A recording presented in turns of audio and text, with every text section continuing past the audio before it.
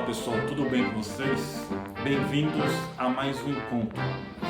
No encontro de hoje nós vamos falar sobre o filósofo, sociólogo, historiador, ativista político, economista Karl Marx.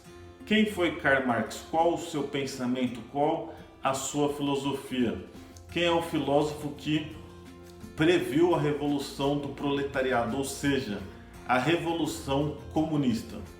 Não esqueça de curtir, de compartilhar e de comentar o nosso vídeo. Roda a vinheta.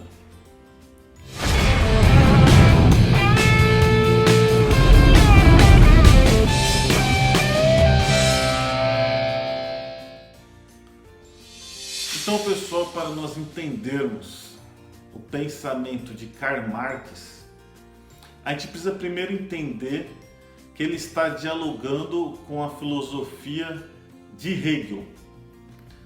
O Marx ele cria algo chamado materialismo histórico dialético. Por que materialismo? Esse materialismo ele está fazendo uma oposição à filosofia de Hegel. Para Hegel havia um espírito absoluto. Esse espírito absoluto nós podemos entender como uma razão, como uma lógica absoluta que determinava a realidade. E o Marx ele parte do materialismo, ou seja, os meios de produção, o trabalho, a vida material que vai determinar a consciência, o espírito do homem. Então ele diz, não é a consciência dos homens que determina seu ser, mas ao contrário, é seu ser social que determina sua consciência.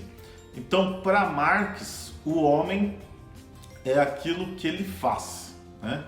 E aquilo que ele faz como trabalho que vai determinar a sua vida.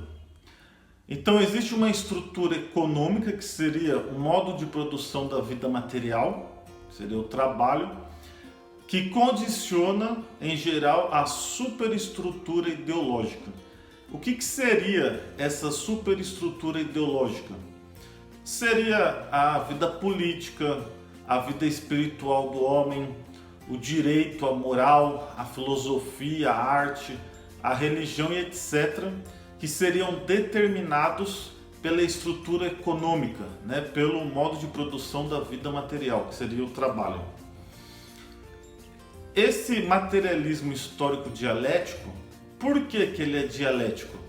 Dialético no sentido de oposição. Por quê? Para Marx, a sociedade é uma luta entre classes, né? A sociedade seria dividida em classes. Então é um materialismo histórico dialético, dialético no sentido que é uma oposição. Então ele fala que de um lado você tem os opressores e de outro lado você tem os oprimidos.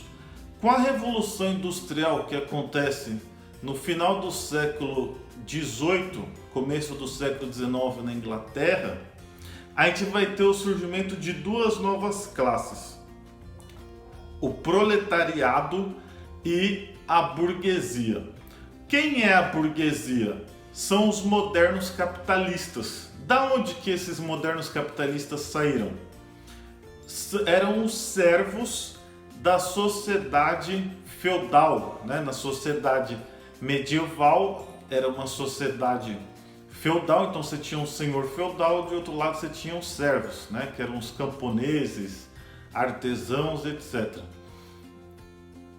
Que na modernidade adquirem a propriedade privada e se tornam os capitalistas, aqueles que são os donos de meio de produção. Então eles assumem a burguesia e do outro lado você tem um proletariado que seria o trabalhador moderno, que seria aquele que vende a sua força de trabalho. O trabalhador é aquele que vende a sua mão de obra. O Marx vai falar o quê? Que o trabalhador ele não se reconhece naquilo que ele faz. Por quê? Porque ele não é o dono do próprio trabalho. Aí entra o conceito de alienação. como ele não se reconhece naquilo que ele faz, por não ser o dono do próprio trabalho, o Marx vai falar que o proletariado tem uma visão distorcida, invertida, de ponta cabeça da realidade. Como que se dá a relação capitalista? Como que se dá a relação capitalista? O Marx ele vai criar um conceito chamado mais-valia. O que é a mais-valia? A diferença entre o valor de troca da mercadoria e o salário pago pelo capitalista ao operário. Então aquilo que o capitalista ganha vendendo a mercadoria é diferente daquilo que ele paga para o trabalhador. A gente pode usar outros termos. Por exemplo, um ano tem 12 meses. Vamos supor que 6 meses de trabalho, aquilo que o trabalhador produz, ele paga o próprio salário. Os outros 6 meses é o lucro do capitalista. É aquilo que o capitalista lucra em cima do trabalho do proletariado, ou um dia de trabalho, Vamos supor 8 horas de trabalho. 4 horas de trabalho, aquilo que o proletariado produz, ele paga o próprio salário. Os outros 4 horas seria o lucro do capitalista. Então aí entra o conceito de exploração em Marx. Então ele vai mostrar que existe uma exploração. Por quê? Aquilo que o trabalhador recebe não é equivalente, não é equivalente àquilo que ele produz na troca da mercadoria. Então o Marx ele prevê o quê? Queria chegar um momento que os operários, os trabalhadores, o Marx lá do século XIX era um capitalismo baseado na indústria, baseado nas fábricas.